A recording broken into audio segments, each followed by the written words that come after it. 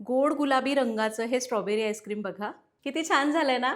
रंगसुद्धा एकदम गोड आलाय आणि सगळ्यात महत्त्वाचं म्हणजे इथे आपण यामध्ये साखरेचा वापर केला नाही, दुधाचा वापर केला नाही. त्यामुळे तुम्ही जर डायबेटिक असाल किंवा तुम्हाला दुधाचा वापर चालत नाही, तर तुम्ही हे आईस्क्रीम करू शकता.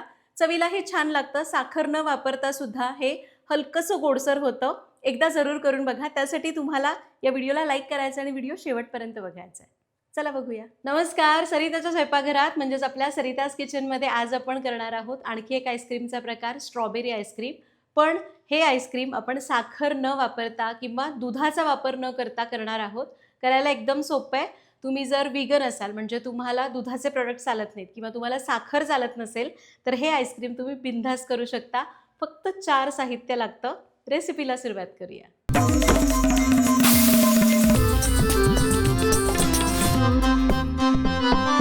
आता पहिल्यांदा यासाठी लागणारं साहित्य बघू. तर त्यासाठी आपण घेतलेली आहे स्ट्रॉबेरी. जवळपास 7 ते 8 स्ट्रॉबेरीज घेतल्या. त्यासाठी आपण घेतलं आहे 400 ml नारळाचं दूध, 2 चमचे कॉर्नफ्लोअर आणि 3 ते 4 चमचे मध.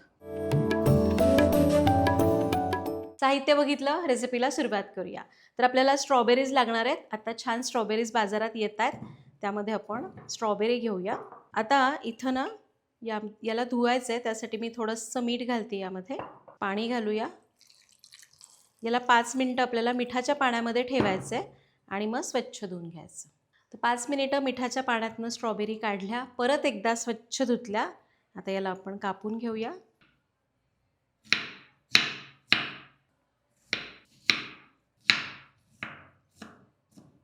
स्ट्रॉबेरी आपण कापून घेतलेल्या आहेत. आता पॅन गरम करत ठेवला आहे. त्यावर आपण या स्ट्रॉबेरी काढूया आणि यांना थोडंसं शिजवून घ्यायचं आहे. म्हणजे ना आंबटपणा थोडा कमी होतो आणि याचा गोडसरपणा थोडासा वाढतो. तुम्ही जर साखर खात असाल, तुम्हाला साखर चालत असेल तर स्ट्रॉबेरी शिजताना चमचाभर साखर घाला, मग आणखी गोड होतील. 2च मिनिट आपण याला शिजवून घेतलं आणि बघा स्ट्रॉबेरी छान मऊ झाली आहे, शिजलेली आहे. फार शिजवायचं नाही. गॅस बंद करूया आणि याला पूर्ण गार करून घ्या. स्ट्रॉबेरी गार होतीये तोपर्यंत आपण याचा बेस तयार करूया. तर बेस करायचा आहे. त्यासाठी पॅन तापत ठेवला आहे. त्यामध्ये घेऊया नारळाचं दूध. कपने म्हणाल तर हे 2 कप नारळाचं दूध आहे. गॅस आता सुरुवातीला मी मोठाच ठेवतेय. दुधाला उकळी आणूया. हा बेस तयार व्हायला पण फार वेळ लागत नाही. 3-4 मिनिटात तयार होतो. तुम्हाला जर साखर घालायची आहे तर या स्टेजलाच तुम्ही साखर घालून दूध उकळवून घेऊ शकता. तर आता नारळाच्या दुधाला उकळी यायला लागली की गॅस लगेच कमी करायचा. मोठ्या आचेवर नारळाचं दूध उकळायचं नाही, नाहीतर ते फाटू शकतं. आता आपल्याला कॉर्नफ्लोअर घालायचं आहे. तर याच बोलमध्ये मी एक कॉर्नफ्लोअर घेते. अगदी एक मोठा चमचा किंवा लहान चमचे असतील तर 2 चमचा. थोडंसं पाणी घालूया. याची स्लरी करायची. आता या उकळत्या दुधामध्ये ही कॉर्नफ्लोअरची स्लरी घालू. आता कॉर्नफ्लोअर शिजणं गरजेचं आहे. त्याचबरोबर याला थोडा दाटसरपणा पण येईल. त्यामुळे याला मंद आचेवर 2 ते 3 मिनिटं शिजवून घेऊ. जास्त शिजवायचं नाही. 2-3 मिनिटात कॉर्नफ्लोअर शिजतं आणि दुधाला छान दाटसरपणा येतो. शिजवून घेऊया. तो कॉर्नफ्लोअर घातलं आणि याला 2 ते 3 मिनिटं शिजवलं. आता बघा हे मस्त असं रटरट शिजते. आवाज येतो रटरट आणि हे घट्ट झालेलं आहे. गॅस बंद करूया. बघितलं? स्ट्रॉबेरी शिजवायला 2 मिनिटं, दूध उकळायला 2 मिनिटं, कॉर्नफ्लोअर शिजवायला 3 मिनिटं, असं एकूण 7 मिनिट लागतात. आपला हा बेस तयार झाला आहे. तिकडे स्ट्रॉबेरी गार होतीये. याला पण गार करूया आणि मग आईस्क्रीम सेट कसं करायचं ते बघूया. स्ट्रॉबेरी गार झाली आहे, बेस गार झाला आहे, आईस्क्रीम सेट करायचं आहे. आता आपण काय करूया, ही स्ट्रॉबेरी आहे ती मिक्सरच्या भांड्यात काढायची. सगळं छान पुसून घ्यायचं, वाया घालवायचं नाही. आता आणखी एक सांगते. अजून शॉर्टकट तुम्हाला हवा असेल तर यातही अजून काय शॉर्टकट करणार, पण आणखी सांगते. आता हा बेस आपण केला. असा बेस फक्त तयार करून घ्या. तुमच्याकडे जर इतर सीझन आहे आणि तुम्हाला स्ट्रॉबेरी मिळत नाही तर सरळ इथं 2-3 चमचे स्ट्रॉबेरीचा जाम घालायचा आणि याला फिरवायचं. फक्त त्याच्यात साखर असते, त्यामुळे मग तुम्ही साखर खात असाल तर ते चालू शकेल. स्ट्रॉबेरी घातली, सोबतच घालायचं आहे मध. याला थोडंसं चर्न करून घेऊ. हे बघा आपण याला असं बारीक करून घेतलं आहे. आता या तयार थंड झालेल्या बेसमध्ये आपण हे मिश्रण घालून घेऊया. मिश्रण गरम नको, कोमटही नको. स्ट्रॉबेरी आंबट असते त्यामुळे नारळाचं दूध फाटू शकतं. याला चांगलं पुसून घ्यायचं, वाया घालवायचं नाही. याला मिक्स करूया. हे बघा याला मी छान मिक्स करून घेतलं आहे. पण रंग आणखी छान यावा म्हणून मी अगदी एकच थेंब जेल फूड कलर घातला आहे, स्ट्रॉबेरी कलरचाच. नाही घातला तरी चालेल. मी एकच थेंब घातला कारण मला फार पण कलर नको आहे, पण रंग छान यावा म्हणून घातला. याला आपण चांगलं मिक्स करून घेतलं. आता यामध्ये मी एक स्ट्रॉबेरी ठेवली अशीच, ती बारीक चिरून घालते. ती नाही घातली तरी चालेल. स्ट्रॉबेरी जस्ट आपण अशीच घालतोय. घालायची नाही घालायची तुमच्यावर आहे. यामध्ये हे स्ट्रॉबेरीचे तुकडे घालूया.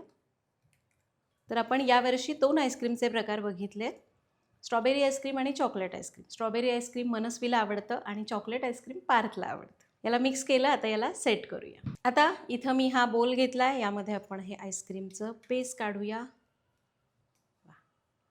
आपण याला सेट करायचं आहे. यावर मी छोटीशी स्ट्रॉबेरी टाकली आणि कडेने आपण स्ट्रॉबेरीचे तुकडे घालायचे. हे थोडंसं क्रंच देतं आईस्क्रीममध्ये, त्यामुळे तुम्हाला आवडत असेल तर घाला. आता याला आपण कव्हर करूया.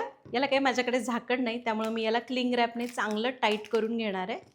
व्यवस्थित बंद करूया, म्हणजे मग वरून हवा जाणार नाही आणि याच्यावर आईस क्रिस्टल्स जमा होणार नाही. आता हे डीप फ्रीझरमध्ये जाण्यासाठी म्हणजे सेट होण्यासाठी तयार आहे. याला रात्रभर किंवा 10 ते 12 तास डीप फ्रीझरला ठेवून द्यायचं. तुम्हाला जर खूपच घाई असेल तर डीप फ्रीझरचं टेम्परेचर मायनस जेवढं करता येईल तेवढं करायचं आणि याला ठेवून द्यायचं, मग लवकर सेट होतं.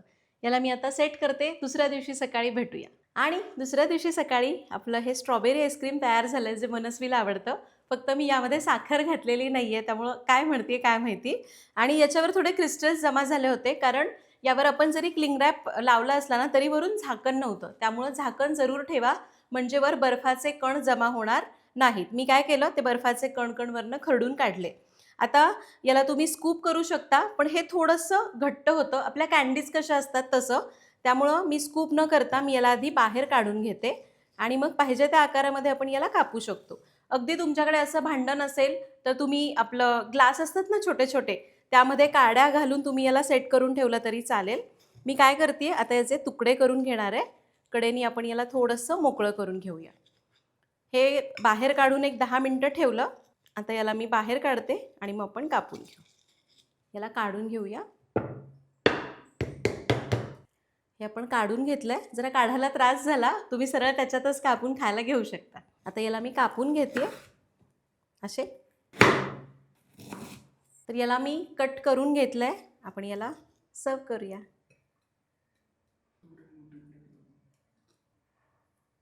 आणि अशा प्रकारे आपण हे स्ट्रॉबेरी आईस्क्रीम तयार केलं. याला आईस्क्रीम म्हणण्यापेक्षा मी कँडी आईस्क्रीम म्हणेन, कारण कँडीज थोड्याशा कुरकुरीत असतात. यामध्ये आपण दुधाचा वापर केलेला नाही आहे, सोबतच मिल्क पावडरसुद्धा वापरली नाही. त्यामुळे हे थोडेसे असे आपल्या कँडीज कशा एकदम अशा बर्फ असतो हलकासा आणि मग त्याच्यामध्ये क्रीमीनेस असतो, तशा लागतात. तुम्हाला पाहिजे तर यामध्ये साखर घालून करू शकता, म्हणजे मग हे आणखी चवीला चांगले लागतील. तर तुम्ही सुद्धा या पद्धतीने इथं सांगितलेल्या टिप्स वापरून ही रेसिपी जरूर करून बघा.